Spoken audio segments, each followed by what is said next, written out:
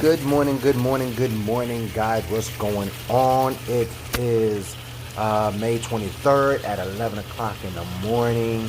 Um, or is it? Yeah, it's the 23rd. I'm kind of confused. But anyway, guys, what am I doing here in my kitchen this morning? So I'm going to make some regular rice and beans, Puerto Rican rice and beans. But I'm making this new recipe of oxtails that I seen on YouTube.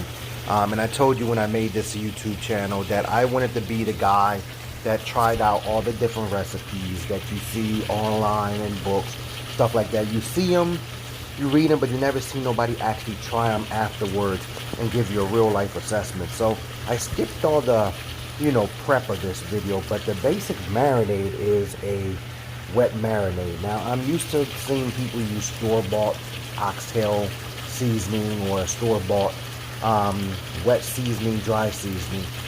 But this was basically a breakdown of each and every single one ingredient to put into there to marinate. So now these oxtails were marinating for about 2.5 hours, almost 3 hours, and now I'm browning them. And even though it has a lot of fluid in there, that's because of the marinade.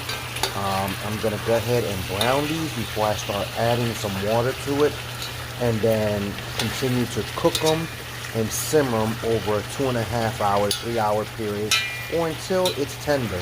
Now the recipe that I seen online, the individual wind up browning it and then throwing it into an Instapot, and I wish I had them bad boys. Father's Day is coming around the corner, so hopefully I can get that I'll probably get it for myself for Father's Day. I've been wanting an Instapot for a minute, because that would make short work of these oxtails and make them tender in no time flat. On a stove top, it's going to take you a lot longer, not a little bit, a lot longer, almost 6 times longer than it would be in an Instapot. He then added it back into a Dutch oven with some lima beans, and then he just wound up condensing all the fluid. The problem with the Instapot was when he made it, it made a very thin sauce or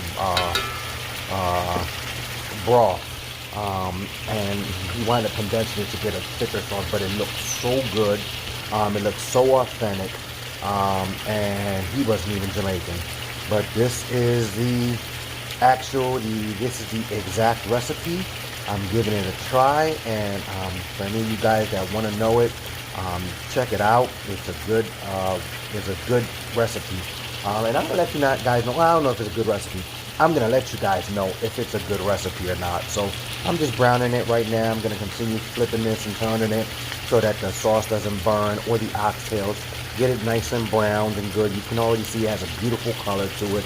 And then I'm gonna add some water to it, and then let that simmer over a 2.5 hour period.